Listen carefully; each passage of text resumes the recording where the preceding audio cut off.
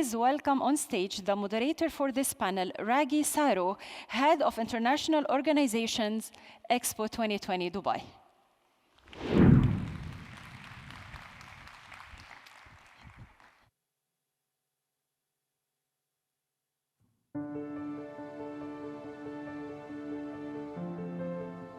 Start this high-level panel by first thanking our keynotes who already set the stage so beautifully.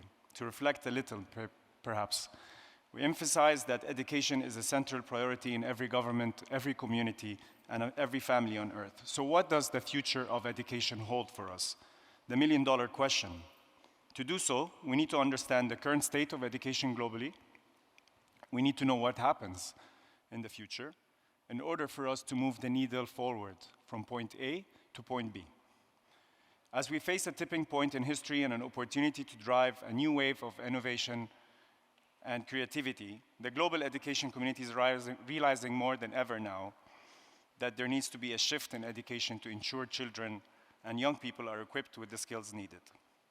The RewirEd Summit, as highlighted during the opening remarks, presents an opportunity for the global education community to come together to scale and jumpstart some of the positive change we want to see in education.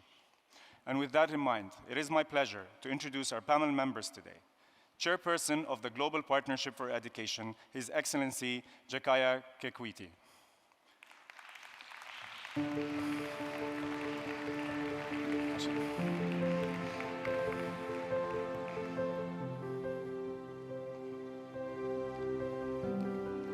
Assistant Director General for Education of UNESCO, Stefani Giannini.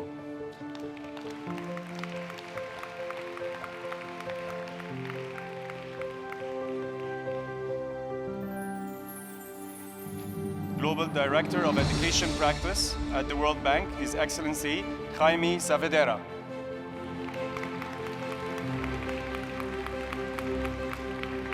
Director for Directorate of Education and Skills in OECD, Andres Schleicher. Start from here at the end. Thank you. And joining us virtually all the way from the US, Executive Director of Unicef, Henrietta Fore, and Chairman of PwC International, Robert Mertz.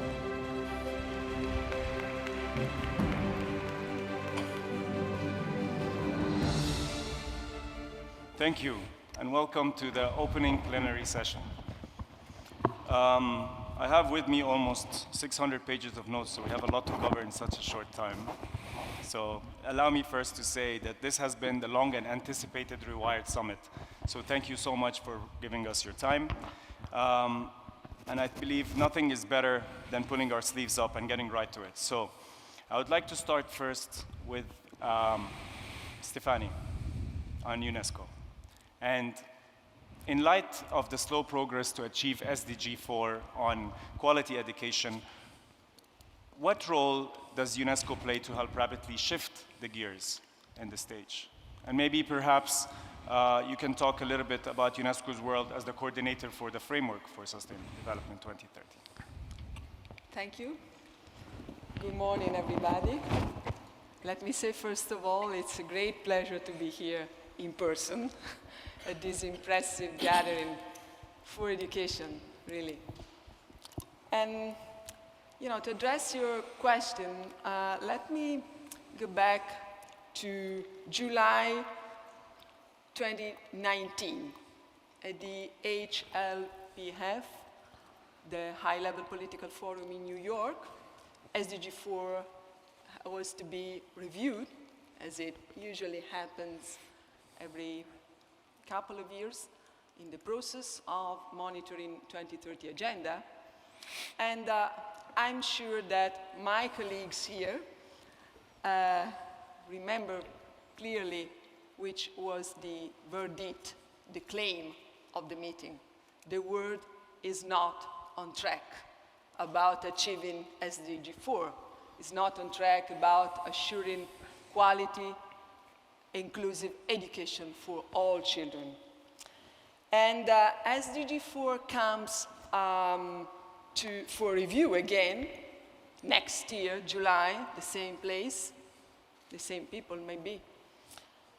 something happened, something enormous happened in the meantime, a crisis which actually obliged all of us to change, including education as a sector, with a huge, unprecedented disruption to education that we know. And we need to change to address these new challenges. And that's what we have actually been doing during the last 20 months. So my first point is about a new global collaboration we need, a new form of cooperating together. And I think that this new level of cooperation, which actually is in action today at this RewirEd Summit, is about protecting education as a basic human right, more than ever essential, not only to achieve SDG 4, which is our common mission, but to achieve 2030 agenda as a whole. And to put education, to move education to the policy center and on the top of the political agenda. And this is very much about political leadership, political will, and to design breakthrough solutions in a new way. And this brings me to the second point, which is about innovation. I mean, people don't like to change. We must be very honest. Change scares, because it's about something we don't know. But what we need now in education as a public sector, as in many other sectors, is about change. And I think that we see interesting kind of new solutions in action. We see governments providing new response to the challenge. We see as international organizations moving hand in hand. I'm sitting here, with the main partners of UNESCO, Global Partnership for Education, the World Bank, OECD, Unicef, Arietta Connected. So this community has actually changing the system of working. We have a mission recovery, education this year, World Bank, Unicef, working together on the top priorities, which are reopening schools safely, giving children all the measures, all the tools to not having higher learning losses, and of course, putting teachers on the top of the agenda. And this brings me to the last point. All these new forms of cooperation, all these new courage to boost innovation will not be effective without appropriate investment. And this is about translating political leadership in political decisions. As a former minister, I know it's not easy, guys. When you are in the Council of Ministers and you have to decide where you have to put, the fish to have the real big change governments and society need, it's about choose. And I think that the right choice now for political leaders is to invest in education more than ever. This is the spirit of the Paris Declaration that UNESCO convened at the Global Education Meeting 1 month ago in Paris. And this is the contribution of UNESCO. UNESCO is the global platform, is the guardian of SDG 4, and our duty, our responsibility is to, to catalyze all these positive new forces we have together to boost. So I feel optimistic about that, but the challenge is still huge. Thank you. No, thank you for that. And thank you also for aligning these 3 points directly with the 3 pillars of what RewirEd is in terms of innovation, in terms of youth and the skills of work, in terms of financing for education as well, which is a major gap. So, and we'll see that throughout the sessions throughout today. You touched on on the point around what this pandemic has also affected education right now, and I think this kind of also slowly moves us to Your Excellency, Saavedra, because we do know that, you know, the pandemic has, in a way, also affected almost 1.6 billion learners at the height of this crisis, and nearly every country in the world has been affected. Not one family has not been affected. And nearly 2 years now, with another strain of coronavirus emerging, schools remain closed. Millions of children and youth still remain outside of school.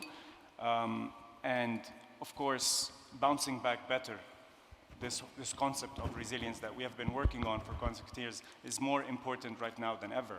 So you have both national, previously experience, as well as international experience in education, being a former minister, of course, in Peru, and now leading on the global practice for education at the World Bank. So in your opinion, what does evidence show in terms of impact of COVID-19 on learning? And what can education systems, in a way, do to recover from that? And thank you very much for the question, and it's really a pleasure to be here and to share this panel with my colleagues. But look, the decisions of governments to close schools and keeping them shuttered for many months, and in some cases even for years in some countries, can have really historical consequences.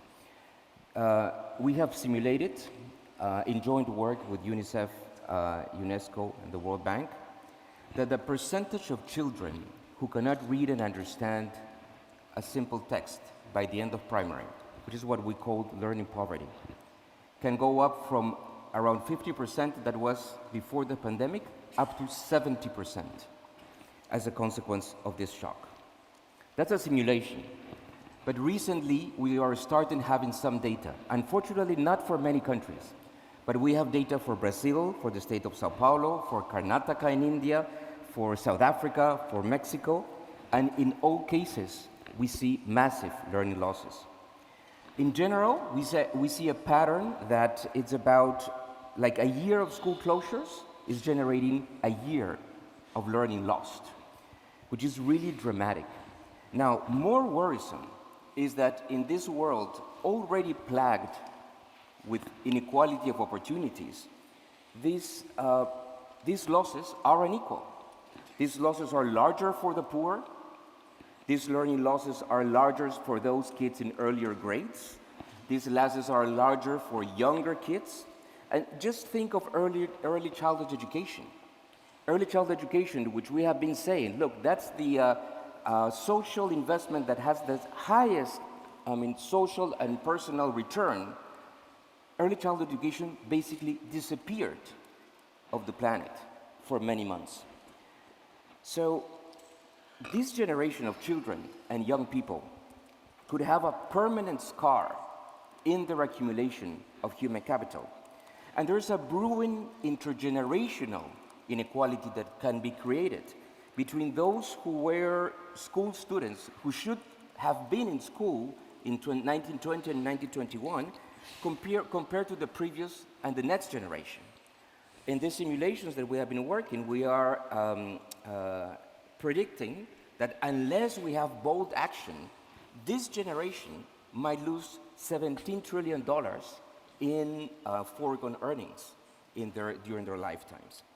So we fear that in 15 years, we will be writing a lot of academic papers that will try to calculate what's the discount in terms of productivity, welfare, and earnings just because of belonging to this generation, just because you were someone who had between 5 and 20 years old in these years.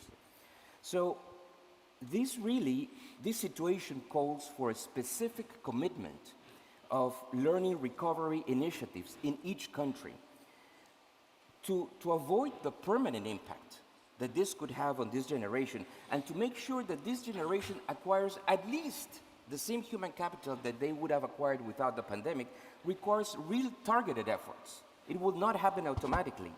The students across the world are coming back to school with much less skills and competencies than they would have had. So system must really pay attention to the needs of each child in terms of remedial education and in terms of targeted support, and must pay attention to the support that teachers need right, in order to be able to address these extremely complicated tasks that they have. There's no single recipe, but there's a menu of policies that education systems as a whole can choose, right? They can prioritize the curriculum in terms of fundamental learning, in terms of social-emotional support. They can make the teaching process more effective. They can extend instructional time. Combinations may vary. But the key thing is that countries and societies must internalize the magnitude of this crisis and internalize the need to commit politically, as Stefania was saying, to implement solutions fast and at scale. Let me close by saying that governments and societies have to do extraordinary things today because we have been through an extraordinary shock. But this is really the mission of our lifetime. Thank you very much. Thank you. Thank you for that. I think from the beginning of the opening today till now, it's all about urgency to move and getting the states and getting everybody to collaboratively work together. So, which kind of also makes you think about the stakeholders and the role of the stakeholders around, how to engage other stakeholders. And I think here, I would like to move to President Kikwete. You're a former president of Tanzania. You have specific expertise in both economics and finance. And you have done a lot of work in education throughout your career. And we know that investing in equity, especially promoting girls' education, leveraging the potential of digital innovations. And we heard earlier today Her Excellency also emphasize on the importance of integrating girls and women into the sector. It's going to be, a key component to improve educational outcomes. So how does the Global Partnership for Education encourage these to be at the core of the sector plans, and specifically implementation in the 76 lower income countries? Well, let me say first that it is really an honor and a pleasure for me and for the Global Partnership for Education to be associated with this all-important RewirEd Summit, whose objective is really to advance the educational agenda in the world. Well, the Global Partnership for Education was born out of an unshakable belief that every child deserves the hope, opportunity, and agency to a quality education, to what quality education brings. 20 years on, we have grown into a $1 billion a year fund and a thriving partnership. We work to transform education systems so that they work not only for the privileged, but also for the most vulnerable children. We have in mind here those marginalized by poverty, displacement, and disability. Equity is core to our mission. Ladies and gentlemen, and because in most partner countries, girls' educational outcomes still lag behind, we support countries to tackle gender inequalities in and through education.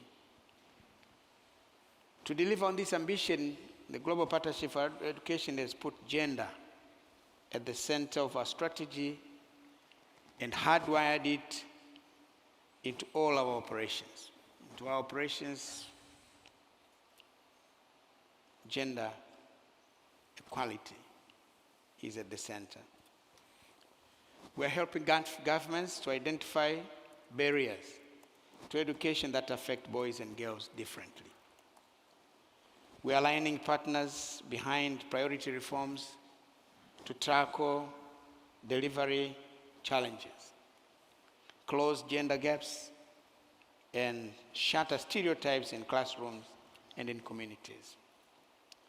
For instance, in the Democratic Republic of the Congo, GP supported a strategy that benefited 1.4 million girls by eradicating harmful stereotypes from textbooks and creating community awareness campaigns. And we are providing countries with catalytic capital they need to drive change, including through our new Girls Education Accelerator Fund, which will help get more girls into school and learning in the countries where they lag the farthest behind. Ladies and gentlemen, none of this is possible if governments don't have the right data and evidence to make decisions. GPE supports digital innovation as a powerful tool to ensure that governments have the information they need to deliver on their priorities and learn what works, including on gender. In Sierra Leone, for example, and fortunately the minister is here, GPE has been honored to help the one tablet per school data management system, which will collect vital data on teacher and student behaviors and help identify gaps. And through our $500 million COVID-19 response fund, we have helped more than 60 countries invest in remote learning solutions. Many use these funds in part to close the digital divide. But to fully unleash the transformative potential of connectivity, we must also ensure that uneven access to technology because of gender, poverty, and disability doesn't exacerbate existing inequalities. So the right solution is ultimately one that has impact at scale, one that can be sustained within education systems to reach all children, one that is affordable, and one that is designed with inclusion and equity at its core. To sum up, the Global Partnership for Education is helping partner countries transform education systems and reach every girl and boy with a quality education by doing the following. By keeping a sharp focus on equity and ensuring governments have the data and evidence to drive decision making. By hardwiring gender equity into everything we do and every dollar we spend. And by aligning the capacities, resources, and expertise of all education stakeholders behind priority reforms. This is what we do in GPE, and I thank you. Thank you very much. Thank you very much.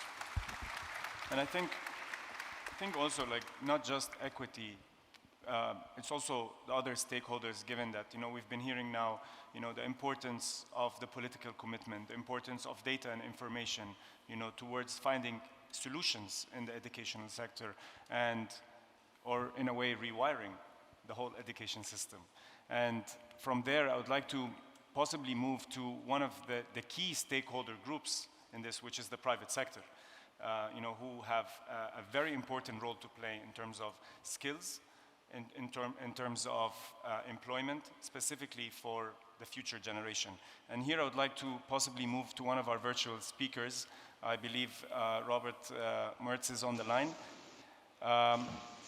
So as a lead global employer with nearly 300,000 staff in over 150 countries, PwC has been on the front line of rapidly changing the nature of the work today. And we see a lot of excellent examples of where the private sector leadership has been in upskilling, as well as reskilling spaces in a way. Today's world, we look at private sector are hiring straight from skills and not education, not based on the education you have, but based on the skills you acquire. And here I would like to maybe ask you, what do you see as the role and responsibility of major employers such as PwC and ensuring this strong pipeline to make sure that the youth of today are future fit? Roger, I hear you okay. First, as was said by the panel, investing in skilling, reskilling, and upskilling was very important. And it's now agenda. So we need to make some priorities. Those to the workforce today, those coming into the workforce, and particularly those that are not as advanced as they should be. In order to do that, the conversation we've had so far has focused a lot on purpose, responsibility. The reality is the new forms of coordination and driving for impact is key. Henrietta and I are on this panel as representatives of an organization called Generation Unlimited, which is a private, public, youth-driven organization to deal with exactly this issue. A new combination of bringing people together, organizations together, stakeholders together to drive the agenda. Your point, Raghi, is the role of business in this regard. Business not only has the responsibility to think about what jobs of today do we have, but equally as important, what the future of work looks like. In order to do that, we need to articulate the skills that we need. So let's talk for a few moments about that. It is clear with the changes we've seen, particularly over the last 5+ years, digital skills, digital IQ is going to be paramount to any potential future worker. This is not only the ability to code, to create and innovate, it's the ability to adopt in a technology-enabled world, a tech-powered world. And likewise, it's the skills needed to lead in this new world that we're talking about. We've talked a lot about digital skills. Let's go to an emerging skill that is going to be needed, which is the skills around ESG. ESG is going to be fundamental to the world as we think about the planet through climate, clean water, clean energy, etc. Societal challenges as we think about the concepts of inclusiveness, equity, and fairness, and yes, good governance and shared prosperity. These skills are equally going to be needed not to create just the jobs in those areas, but I would argue, the business community would argue, it is going to be baked into every job in the future. The third thing that we can never forget is the soft skills. While technology is driving a lot of change, the reality is we are still human. Humanity is key to driving this forward. The ability to communicate, interact, have relationships, the ability to adopt and innovate and learn, the ability to continuously learn and apply that learning in an appropriate way. These softer elements will never go away. And we can never overemphasize the need for them with equality to digital and ESG. And last but not least, as you think about the concepts of work today and the concepts of work of the future, what are the technical, deep subject matter expertise that are necessary? The only way this comes together is the business community to continue to play a big role. We, PwC, are doing that all the time, not only for our employees in terms of their own upskilling, but we have an obligation to society, an obligation that says we collectively together have to act.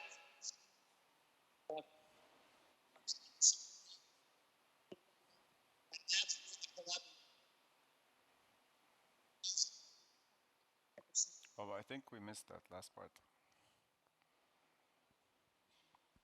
Thank you, Robert. I think we missed that last part because of technical, but I'd like to highly thank you for that. And also the fact is that the private sector has kind of, in a way, illustrated what the solution can be for tomorrow and for tomorrow's youth, which is mostly really focusing on the digital sphere. And I'm also very happy to see that, you know, from international organizations, as well as from the national and the public sector, there is now a primary focus to make that mindset shift into more digital transformation.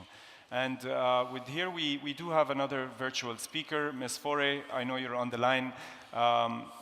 your career, which kind of encompasses economic development, education, health, humanitarian assistance, as well as disaster relief in public sector. And now you're about to hand over your duties as executive director of Unicef, for which I'm sure everyone here thanks you for your incredible service and leadership. So maybe possibly, we'll hand it over to you to give us a few reflections on the key changes that needs to happen, particularly in classrooms, given that UNICEF's mandate works a lot with children to accelerate this transformation of learning and also to ensure that young people are fit for the future. Thank you very much. Well, it's a very exciting subject. As Her Excellency Al-Hash, education, necessity, and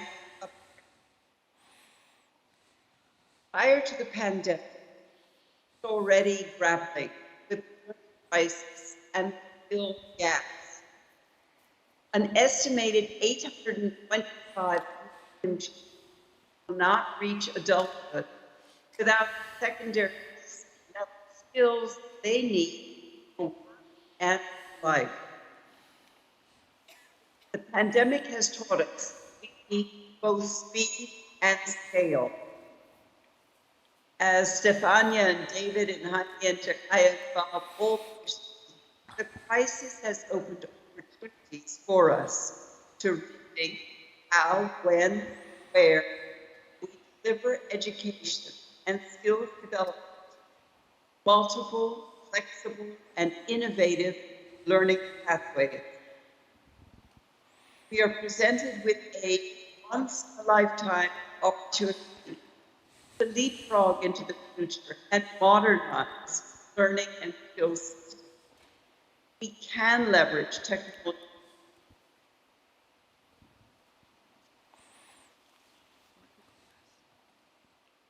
The world around us is changing rapidly.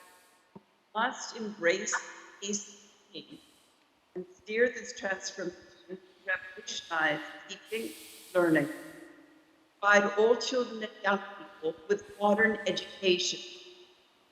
So let me suggest 4 markers. First, it must be self-paced, interest-based, individualized, relevant to a child and a young person's context, and language appropriate. It has to feel relevant.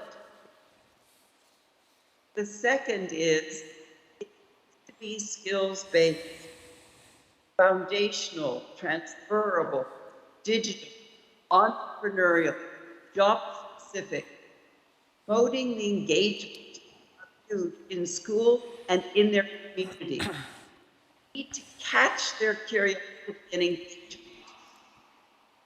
Third, we need to promote universality, all children and youth, prioritizing the most marginalized, gender responsive, accessible to all, including those who are DA. And fourth, employing appropriate technology, including digital, look, and tech. We can reach all children. To be future fit, we need to focus on the quality of learning, embracing technology to unlock transformation has to happen in education systems and in learning environments. Education has always been the best ladder out of poverty, but digital learning has the potential to serve as a great equalizer around the world for everyone, because it can reach everyone with speed and a scale, including those who are out of school. And may I just close with inviting you to join the partnership that Bob mentioned, a big public-private partnership with youth that is called Generation Unlimited. Thank you very much, and back to you. Thank you. Thank you very much. And we do apologize. We had a little bit of a technical, so we couldn't really hear bits and parts, but I have captured what you have said, so I appreciate that. Thank you. And you know, specifically on the idea around schools, and now also with different educational systems around the world, and it has been, yes, disrupted. So I can see the common terminology here is digital, having everything, giving it accessibility to the wider world, and allowing, you know, the world being able to get access to education, on quality education per se, to that. And I think now that we have kind of spoken about gender parity, and we've spoken about, you know, the COVID and the impacts, we've spoken about SDG 4, and now children, I think it's also a good opportunity for us to discuss the youth, which is a key pillar of this RewirEd Summit. And we have a special message actually from the United Nations Secretary General's Envoy on Youth, which prior to this panel, I asked her, Jayathma, I asked her, as the voice of young people globally, what is the role of youth themselves to drive progress during this decade of action and education, and how can everyone here today in the room be able to ensure that this actually becomes a reality for today's youth? Jayathma, please. Thank you, Raghi, for the question, and thank you to Dubai Cares for the invitation to join this important discussion. To answer your question, allow me to remind everyone that being a young person today comes with unique opportunities and challenges. On the one hand, millennials and Generation Z are the largest, most interconnected, and most informed generation of young people ever.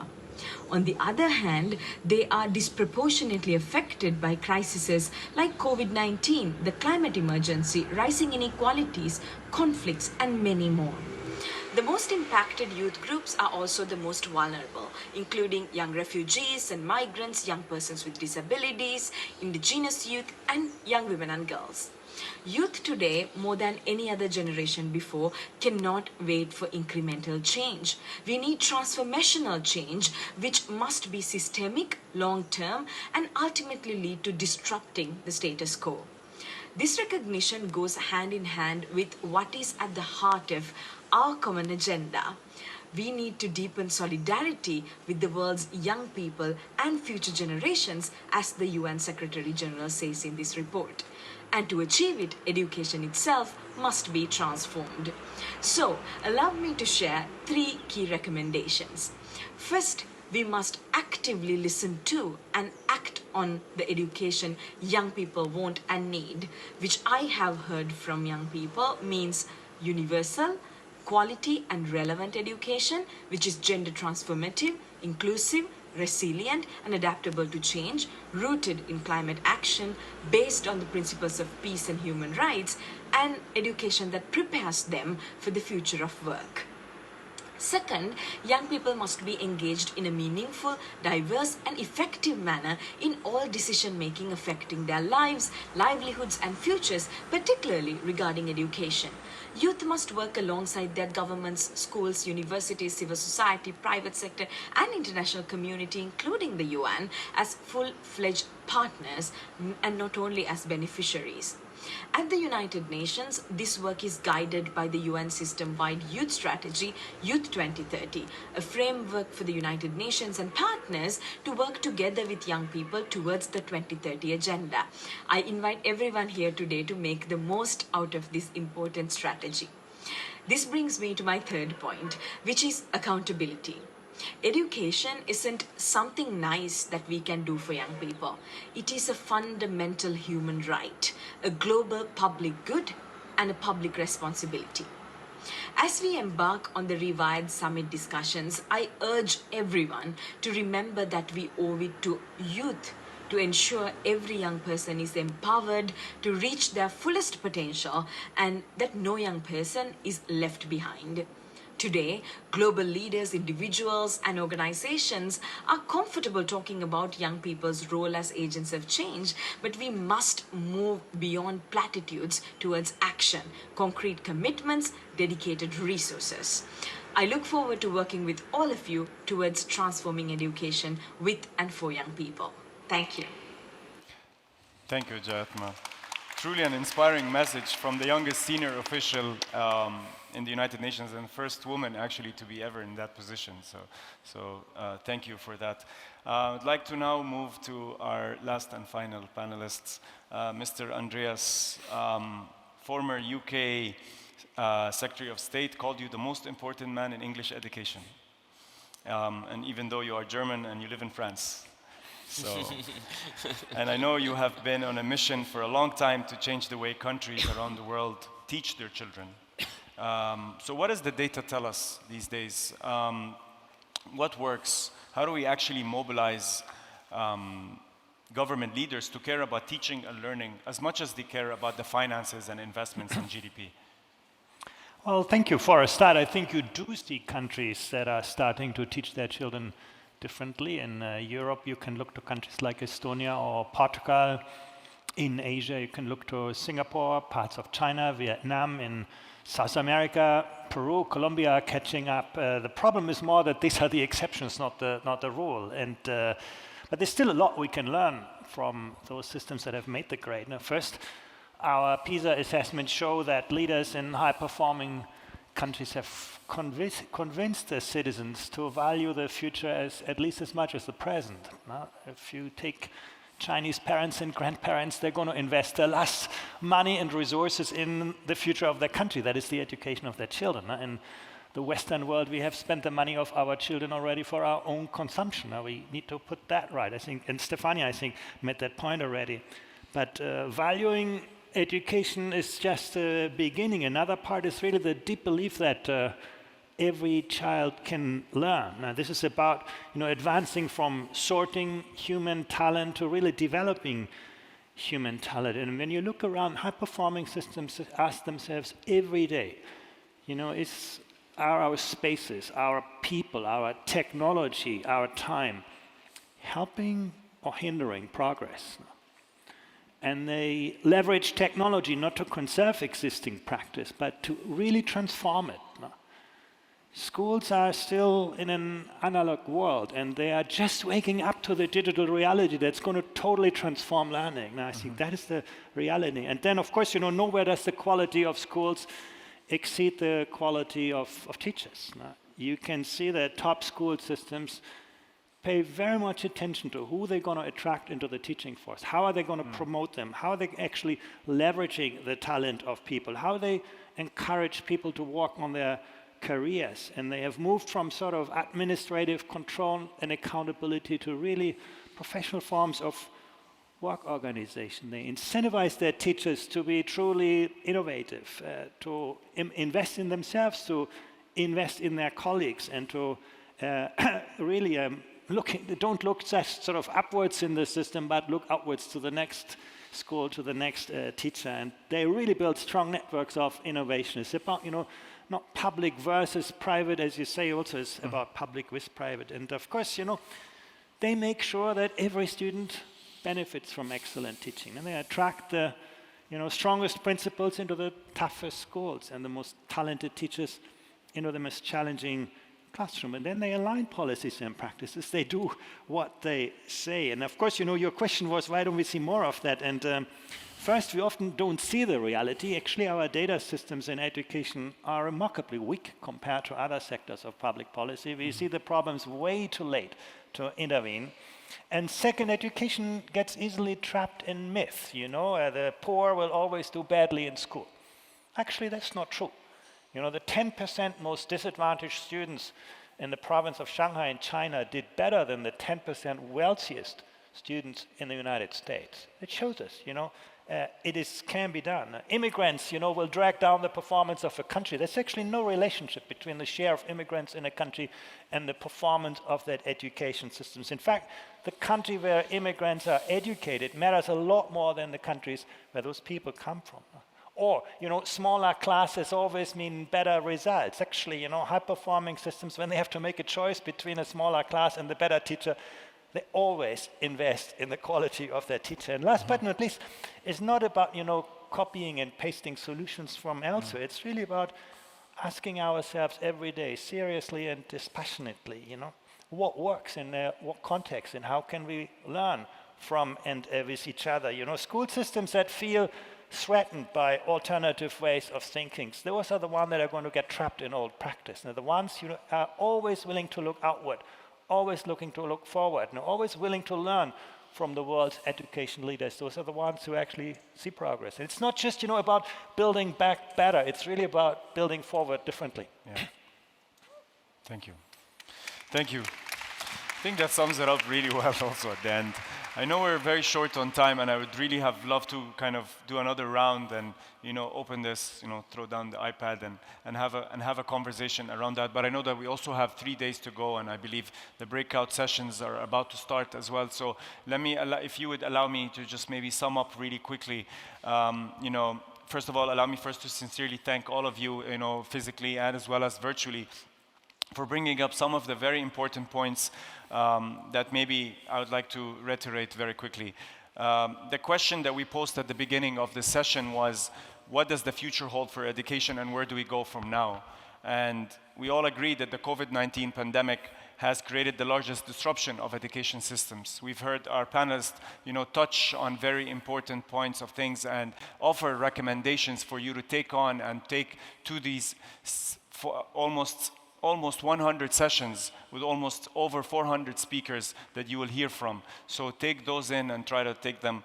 Now, we do understand that the common sentiment within the panel was that there is a sense of urgency for coming together, forging new partnerships, strengthening existing ones, and the importance of collaboration during this unprecedented as we kind of create this new way forward for education.